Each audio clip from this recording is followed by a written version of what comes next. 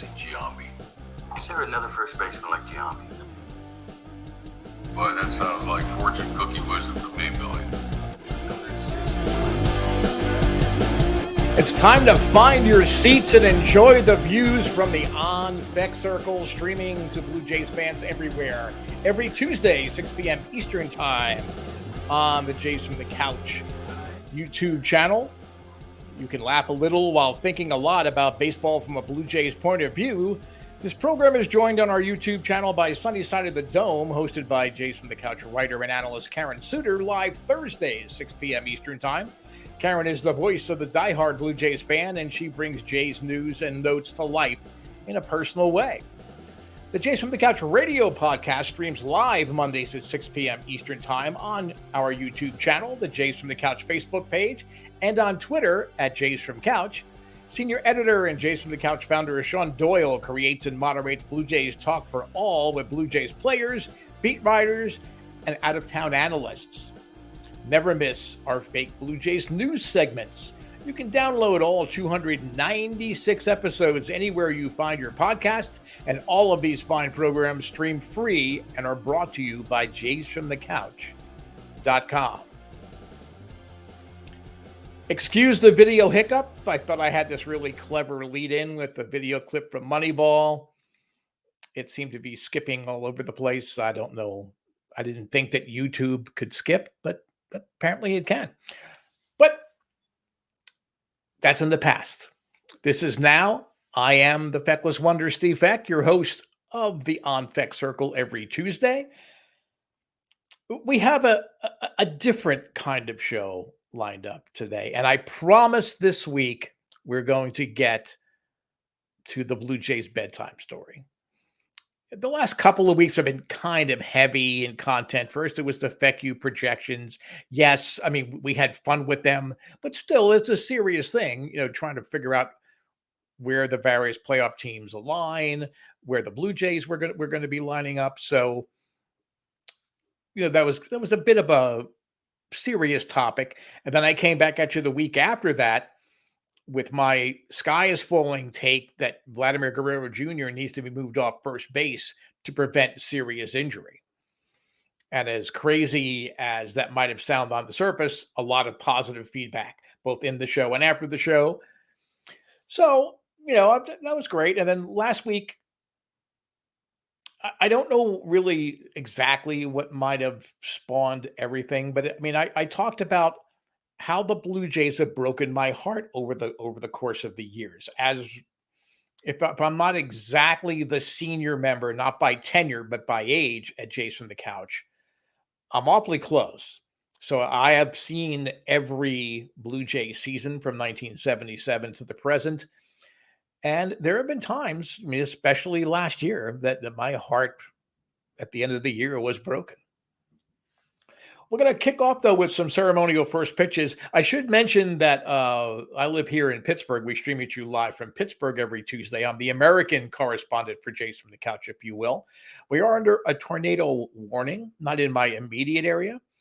But, should, a tornado start blowing out windows and have things blow around, first, make sure that you like and share the video so we can get lots of play out of it. But don't worry, because really, if a tornado would hit the studio, the show won't be any more of a mess after a tornado as it is under normal circumstances. The other ceremonial first pitch I want to throw out there is that we want to invite you to join the conversation during the live stream on our Jays from the Couch YouTube channel, or if you're watching on Facebook, or if it's being tweeted at you right now. Leave your comments and your questions. We'd love to hear from you. Send your comments, questions live during the shows. It doesn't necessarily have to be specific to the topic, and certainly this week there's not a single thread topic here, but this is about a conversation that all of us from Jays from the Couch want to have with our readers and our viewers. So don't be shy. Put up your comments, your questions, your critiques. You don't have to agree with me. You don't even have to be kind to me. Just make sure that you can explain, where you're coming from, what your point of view is. So always make sure you do that every week. And you should make another ceremonial first pitch, make a daily pilgrimage to JFtC.com, our website. And pilgrimage sounds almost more like a religious experience. I don't know that it's exactly a religious experience per se, but what was the line in Bull Durham? The Church of Baseball. I mean, there's a little bit of something for everyone at JFtC.com. Every day during the season, our podcast guest, Ryan Mueller, puts out just an amazing recap of the previous day's minor league games with all the affiliates within the Blue Jays system. He gives you not just terrific insights on prospects, people to keep an eye on, because ultimately, serious Blue Jay fans are always looking ahead, as well as focusing on all the good things or bad things that are happening currently. So make sure you do check that. On Sundays, I put out a piece called the MLB Minute, where I sort of take a look at the landscape of Major League Baseball from a Blue Jays point of view. And on Mondays, it's the Blue Jays Week in Preview, where I take a look at the upcoming series for the week, try to get the probable pitchers as accurate as possible. Here in the early going, there's been a couple of blurbs, but you have a basic idea with the Jays who's going to be pitching in any given series. And, matchups to look at, maybe interesting tidbits for some of the visiting players. So make sure you check out those articles. If you're an analytics guy, Bob Ritchie, our editor, Shaun Doyle, Jim Scott, they do a terrific job of incorporating those type of articles in there. So that's JFromTheCouch.com. Make sure you check that out. We also want you to consider helping us in our campaign to help fight ALS. You can find sections on the website to make a tax-deductible donation directly to ALS Canada. Or if you're more of a swag kind of guy, you can notice the shirt hanging on the wall over my right shoulder as you're watching the program. They've got coffee mugs and clocks and pillows, all sorts of, wearable merchandise. Our Redbubble shop, 100% of the profits from every purchase made through our Redbubble shop goes directly to ALS Canada. So please do consider that as you're visiting Chase from the Couch. ALS is a pretty horrific thing. I know Shaun Doyle has been directly affected within his family. I have had multiple friends and family members die from ALS. So please do consider making a donation and helping us help ALS Canada fight this horrible disease. I also want to send out kudos to Chad. It's Fairchild. I thought not Fairbanks, Fairchild. He's the Major League umpire. A really classy move during last night's Mets and Braves game. He missed a strike call, a third strike call. And Mets starter Chris Bassett, he was pretty upset. He started walking off the mound because he thought he had the guy struck out, and he did. Fairchild missed it. In between innings, he called out to Bassett as he was leaving the field, and he did the old chest tap, saying, "Hey, look, my bad. I missed that call." And that's classy. Bassett in the postgame interviews appreciated it. He said that he also apologized for showing up the umpire. You don't see that these days. We see the Angel Hernandez's, and for 45 years we had to put up with all the antics of Joe West. It was great to see that last night. So who knows? Maybe there's hope for umpires yet. Maybe the omnipresent threat of robo-umps is finally going to curtail a lot of the shenanigans going on within the Major League umpiring crews. One last ceremonial first pitch is actually a goodbye pitch for Dexter Fowler. He requested the Jays to release him from his minor league contract. I think he could read the writing on the lineup card. He was never going to get any kind of significant playing time with this Blue Jays team. He is a veteran. He's a good defender. I don't know that he was better than Bradley Zimmer Ramel Tapia. So he is now a free agent. And that could potentially open the doors for the return of Anthony Alford. Alford was DFA'd by the Pirates.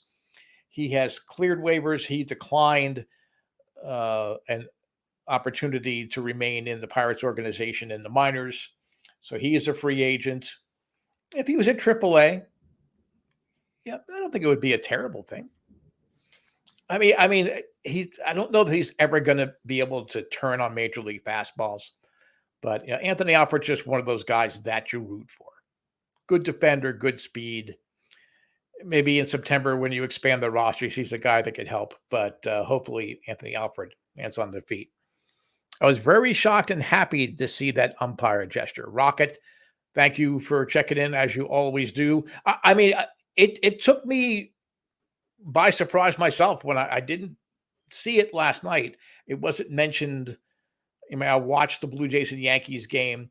It really wasn't mentioned there, or I didn't really watch any post-game stuff. But when I saw it on MLB Network this morning, that was terrific. I mean, that's a very positive sign, I think, going forward. It shows that umpires can take responsibility for blown plays, just like players are required to do.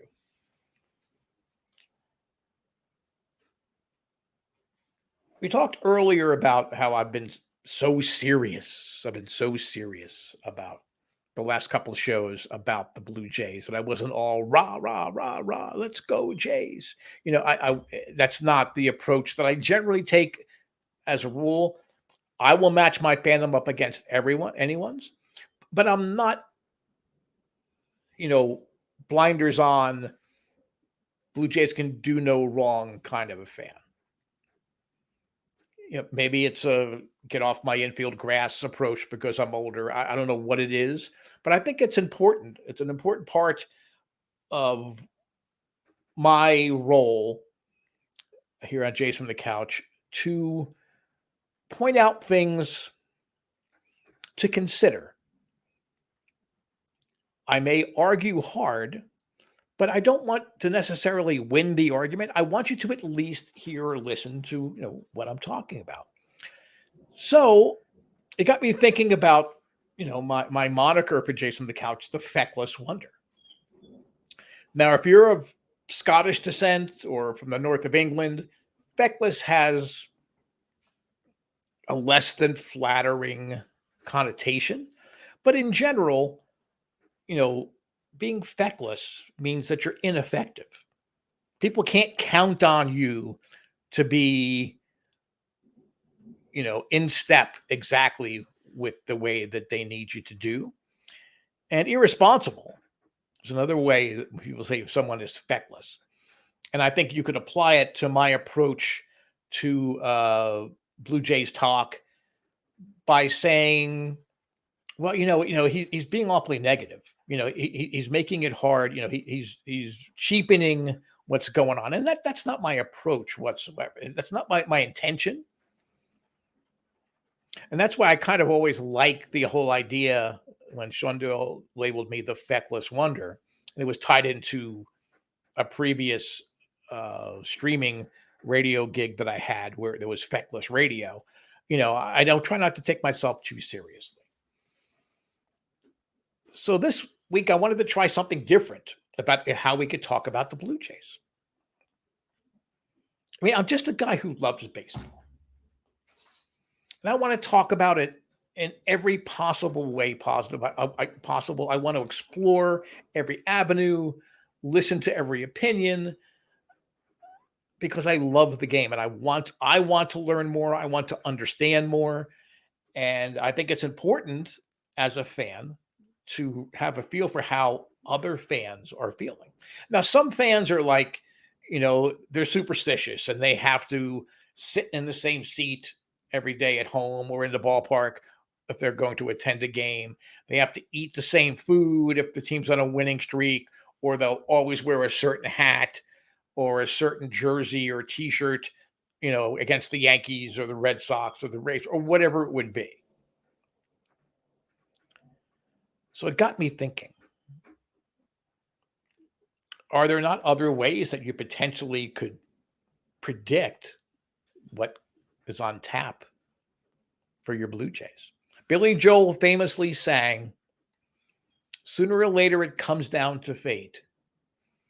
So let's approach Blue Jays Talk this week simply by fate. In here, you will see a container of Chinese fortune cookies. So let's see. And I have a clear container, so you know I'm not pulling any fast ones. I'm not Penn and Teller. Okay, I'm not pulling any fast magician trick here. We're going to open up a fortune cookie and see if I can make some sense as to how it could apply to the Blue Jays. This could be a spectacular episode, or it could be just a painful failure. But I'm willing to take that chance to help entertain you and get you to think about the Blue Jays in a different way. So I promise I won't eat and chew. It's not a pretty sight. So I won't eat and chew while we're doing that. So now, Blue Jay fans, our first thing to think about is forget those things that aren't worth remembering.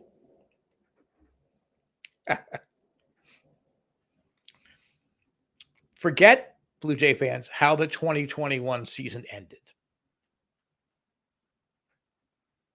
Okay, we did make the playoffs. We came up short. Forget the fact that Marcus Semien chose to sign in Texas and Robbie Ray in Seattle. That was the 2021 Blue Jays. And this kind of operates in contrast to what I was talking about last week about ways that the Blue Jays broke your heart. The reason that I brought those things up is that we are all so delirious and we are so excited for good reason about what the Blue Jays can do in 2022. My own FECU projections had the Blue Jays not only win the AL East, win an AL pennant, and win the World Series. But those successes in Blue Jays, those type of successes in Blue Jays history have really been few and far between. Okay, we had the back-to-back World Series championships in 92 and 93. We had 2015. And even though Mark Shapiro didn't want to have 2016, we had 2016 as well to kind of hang on to. And then back after the expansion years, we had, the AL East title in 85, and we had some really good Blue Jay teams, 88, 89, 90, leading up to the World Series. Otherwise, it's been a lot of disappointments. It's been a lot of false starts, bad drafts, bad signings, bad trades, bad players, bad attitudes. It has not always been easy. Your fortune is in another cookie. Could very well be Christian from the Rao Report, another great podcast. You should check that out after the show. Don't jump ship yet, but after the show, look for Rao Reports. He also has something on Slasher Sports. I think it's Wowie and the Kid. It's a Monday morning show, so make sure you check that out. Thank you for checking in and supporting us here, Christian. I'm currently tied with Christian, along with Ryan Mueller's team, the Dumpster Fires, in the Steve division of our fantasy league, by the way. We're all at 2-1 over in the Delgado division. And Shaun will pop it up on the screen, so I might as well just come out and say it. He is undefeated at 3-0, as are the double players, Kevin Sienna. They're facing head-to-head, so there'll only be one undefeated team in our fantasy league after this week. It'll be interesting to see which team that it is. But anyway, forget those things that aren't worth remembering. Because at the end of every baseball season, you can spend all kind of time torturing yourself, educating yourself, however you want to view it, thinking about what happened in that season. But unless you won the final game, another line from Moneyball, unless you won the final game, nobody cares. You're making me cry Chinese. Sorry, Sarah. Sorry, Sarah. I know it's tough to get Chinese delivered up where you are, so it's I didn't mean to make you hungry at all, but make you hungry for more Blue Jays news and shameless feckless shtick, I guess we should do. So that would be what we need to learn from this particular fortune cookie. Let's see what else. Again, let's shake it up lest you think I have this all set up in advance. I have to admit, I was really kind of concerned about, because sometimes you get your fortunes and it's just so pathetic and so you just can't apply it to any part of your life. It could go bad, but that one so far saved out pretty well. So we're leaving it up to fate to decide how we're going to talk about the Blue Jays tonight. Our next option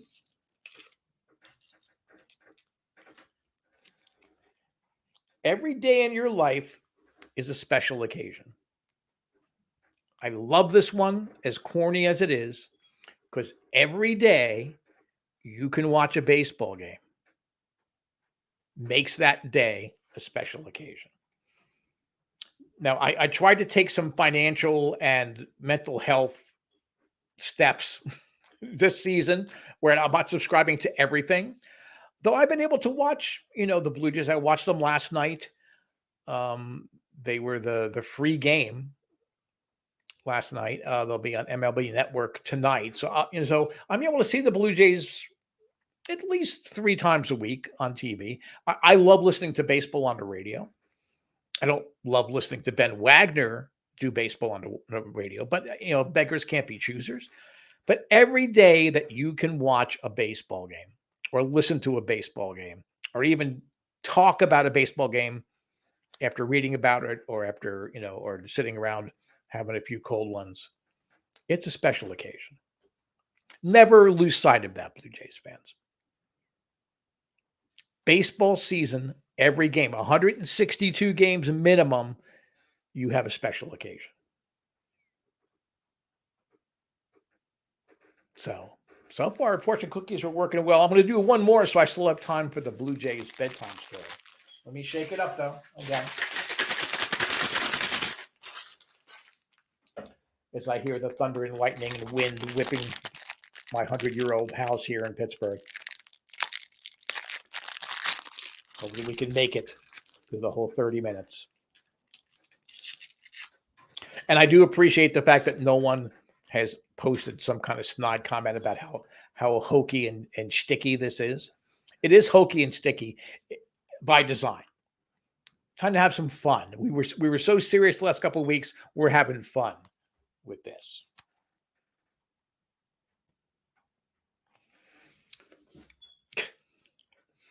He who knows that enough is enough will always have enough. In a lot of ways, this flies in everything that I am as a baseball fan. Because those of you that have followed this show all through last season and even my entire stay here over the last 3 seasons with Jays from the Couch know that I'm always saying, you can't sit in your laurels. You can't sit back. You need to get this. You need to make a trade. You need to bring this guy up. I'm always urging forward. That was a different point in time, 2020 and 2021. Enough wasn't enough last year. And the Jays paid for it. And Jays fans ultimately paid the bigger price because the Jays didn't make the playoffs. For as wonderful it was the return to Rogers Center and the sellout crowds for as many tickets as could be sold, and the hot finish down the stretch. We had Vladdy's MVP season. I know he didn't get the award. He was the MVP last year. You had Robbie Ray win a Cy Young, Marcus Semien. I still don't know exactly what happened there. But, it was certainly fun to watch. It would have been more fun if we had pitchers to watch and not Marcus Semien. We had Kevin Biggio at second. But that's the kind of thing. Enough is enough. Last year was a great year. This year, we've urged them to go all in and put all their chips in. And to his credit, and I have to spit these words out because I really do not like Ross Atkins as a general manager. As a front office administrator, okay. But as a talent evaluator, I'm still not sold on him. And he has been much more successful, Barrios trade notwithstanding, spending money to get better. But they got better. This team is if they didn't make another roster move the rest of the year, other than bringing guys back from the injured list or putting someone on the IL, they have enough. They have enough for us to say the Blue Jays have enough to win it all. Certainly to win the AL East. Yankees' 10-game winning streak notwithstanding. Eventually, the Yankees are going to have to start playing legitimate contenders. The only one they really have so far has really been the Blue Jays. It's easy to run up 10-game winning streaks against Detroit and Baltimore and Kansas City. It's time for the Yankees to put their big boy pants on and not mess them. But enough is enough. Stay safe out there tonight. The movie Twister was already terrible. No need for another sequel. But see, Christian, what you're missing there, Rob Report, ratings. Can you imagine if a tornado came through on a live video? Can you imagine how Jason the Couch could benefit from that and the sponsorship they could potentially get? I mean, okay, yes, potentially I could die, but I'm old enough. I've had a good run. If it happened to one of our younger, Shaun is significantly younger than I am. Karen, most of the Jason the Couch writers are, younger than me. If it happened to them, that would be a tragedy. That would be a disaster. I'm willing to die for my craft and die for my things. Please stay safe. Agreed. Everybody, it's okay. Okay. The thunder is moving away. You might be hearing it in the background, but it's moving away. My hound dog is relatively calm, so it can't be that bad. But I do appreciate your concern. Okay, time for a Blue Jays bet. I can keep opening fortune cookie because I went on a roll there, but hopefully this gives you something to think about as far as different ways to express your fandom and to be a fan this year. Don't get caught up in the minutia. And oh my God, they lost to the Yankees, and now we're 2.5 behind. Or oh my God, Romano gave up the walk-off to Jeremy Pena. Or what's going to happen if Ryu doesn't come back? Detach yourself. Open a fortune cookie. See what fate has in store for our 2022 Blue Jays. Enjoy the season. Don't turn it into, okay, Blue Jay fans, we've had enough really long seasons and painful seasons. Let's enjoy this and enjoy fortune cookies. Time for our Blue Jays bedtime story, our twice postponed Blue Jays bedtime story. And I'm going to call this one Grandpa is Sick. Because in many, many ways, Buck Martinez is the grandfather to the Blue Jays organization and to us as fans. For those of you, that really only were born this century or only really became fans, during the championship years, Buck was already here. But he's been in the Blue Jays organization pretty much nonstop since 1981. He was an announcer for the Orioles for a while after getting fired as manager. But he's been around since 1981. He's been a player, a coach, a play-by-play broadcaster, a color analyst, a manager. Okay, he's our grandfather. And usually there's always something about grandparents that drive you crazy. You can't relate to them.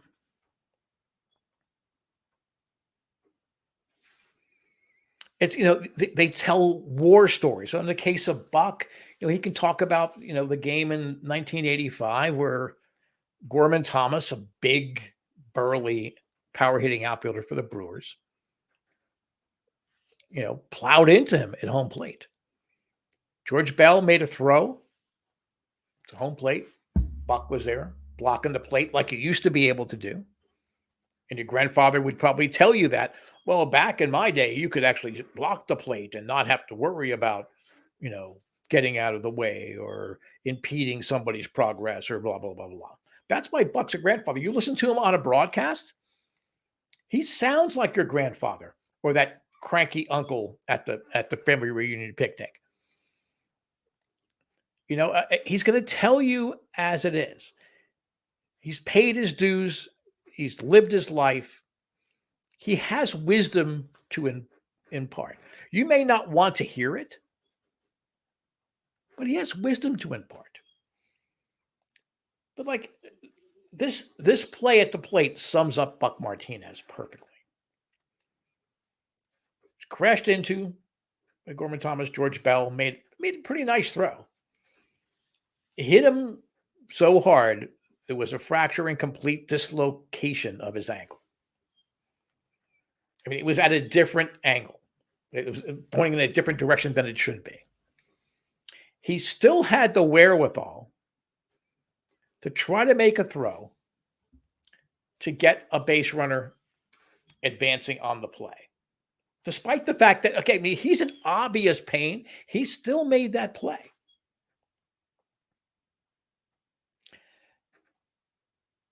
Now, again, he was laying on the ground when he made his throw, so it wasn't the most accurate throw. It went into the outfield. The throw came back at the plate.